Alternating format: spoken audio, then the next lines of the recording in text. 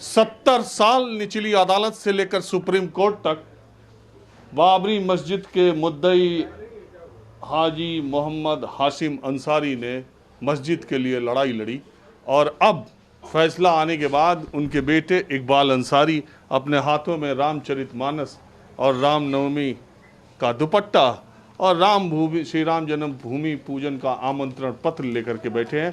5 अगस्त को होने वाले भूमि पूजन में इकबाल अंसारी हाशिम अंसारी के बेटे जा रहे हैं। आप ये मुझे बताइए, पहला सवाल तो मेरा ये है कि अगर आपके पिताजी हाशिम अंसारी अभी जिंदा होते तो वो भी ये ले करके जाते? देखिए, सवाल जो है यहाँ बहुत आपने जो है बहुत अहम सवाल पूछा है, इसका हम जवाब भी देंगे। Lower court, high court, supreme court 70 साल सबूत जो है देते देते जो है कोर्ट ने फैसला कर दिया और हमने मान भी लिया। मेरे सवाल का जवाब है कि आपके पिताजी ने अदालत में 70 साल मस्जिद की मुद्दई थे और आप उनके बेटे हैं।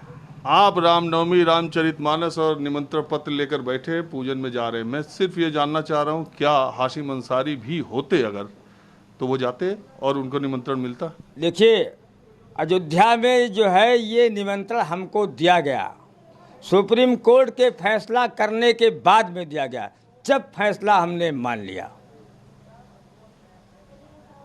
अब हमारा कोई विवाद रह नहीं गया। जो कुछ करना था सरकार ने पूरी दुनिया के सामने सुप्रीम कोर्ट ने फैसला कर दिया। 9 नवंबर को कर दिया, 9 नवंबर बीत चुका है। अब हमारा कोई विवाद है नहीं। जब पूरे हिंदुस्तान के मुसलमानों ने कोर्ट के फैसले का सम्मान कर लिया, विवाद खत्म हो गया। तो आप ये तो कार्ड है, देखिए इनको मिला है और ये इन्होंने रामनवमी खरीदी है ना? बिल्कुल खरीदी है। और ये रामचरितमानस का ये मूल गुटखा जो जिसको कहा जाता है, छोटी सी प्रति है, ये प्रधानमंत्री को अपनी तरफ से सौंपेंगे वहाँ पर। और कोई तैयारी? हम यही तैयारी किए हैं। ये हिंदू धर्म की किताब है, इसमें जो कुछ भी लिखा है इन हिंदू इसी के जो है अपने धर्म के हिसाब से जो चलते हैं उसी जो है महत्व इसकी बहुत ज़्यादा होती है, इसलिए ये किताब दे रहे हैं। जब आदमी जो है धर्म का जिसका ज्ञान होगा, लोग अच्छा काम करते हैं, अच्छे राह पे चलते हैं। ये वही किताब है कि हिंदू के लिए ये बहुत अहम किताब है, ये धार्मिक पुस्तक है। हम इसको पेश करेंगे प्रधानमंत्री के पास। ये आपने बहुत मतलब सटीक उपहार इस मौके पर खोजा है, रामनवमी और रामचरितमानस का मूल गुटखा।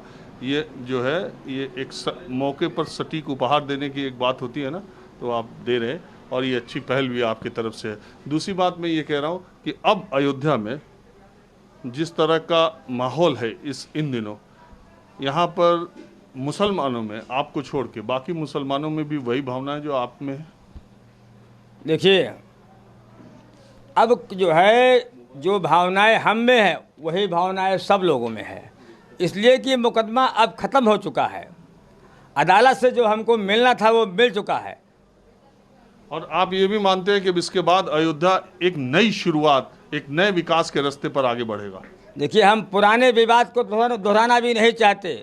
हम ये चाहते हैं कि मंदिर मस्जिद के विवाद से लोग लड़ते रहे, झगड़ते रहे, मिला कुछ नहीं। जब इससे लोग राजनीति में आ गए। 2000 में जब 2010 में फैसला आया था तो हमारे वालिद साहब ने उस फैसले को भी मान लिया था कि अब जो है इससे जो है खास तौर से मुसलमानों का नुकसान हो रहा है। जो सरकार कर दिया ठीक है। उसके बाद में लोग जो है विश्व हिंदू परिषद निर्मोही अखाड़ा नहीं माना, सुप्रीम कोर्ट पहुँच गया।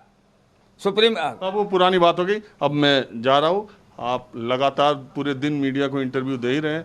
आप भी अयोध्या के मसले के एक प्रमुख पात्र हैं। मैं ये कह रहा हूँ कि कोरोना चल रहा है, मैं आपको जब भी देखता हूँ आप कभी मास्क नहीं लगाते। कम से कम भूमि पूजन पे जाइएगा, मास्क लगाना जरूरी है, डीएम साहब ने कहा। मास्क जो है भी लगाते हैं और कोरोना से भी सारे लोग डर रहे तो हम भी डर रहे हैं। लेकिन अयोध्या में एक भविष्यवाणी हमारे यहाँ है, में साफ लिखा हुआ है कि ऐसी ऐसी बीमारियां आवेंगी जो लाइलाज होंगी, आदमी में नफ्सी का आलम होगा आदमी वही बचेगा कोरोना से जो अपने ईमान का पक्का होगा। नफसी का आलम समझ रहे हैं क्या होगा? आपका भाई भी अगर बाहर से आ रहा है तो उसको भी समझे कोरोना, उसका जब मूड खराब होगा तो क्या होगा? तो ये भविष्यवाणी पहले हो चुकी है, आज भी है। कोरोना से अगर बचना है तो लोग जो है दीन धर्म के रास्ते पे चलें, अच्छा काम अच्छी बात करें, एक दूसरे को नुकसान पहुंचाना बंद करें। कोरोना से, कोरोना का यही इलाज है। चलिए ठीक है, इलाज तो अभी दुनिया में कोई डॉक्टर वैज्ञानिक ढूंढ ही नहीं पाया। बहरहाल आपने हमसे बात की इकबाल भाई, उसके लिए बहुत शुक्रिया। राजीव रंजन, न्यूज़ 24 अयोध्या।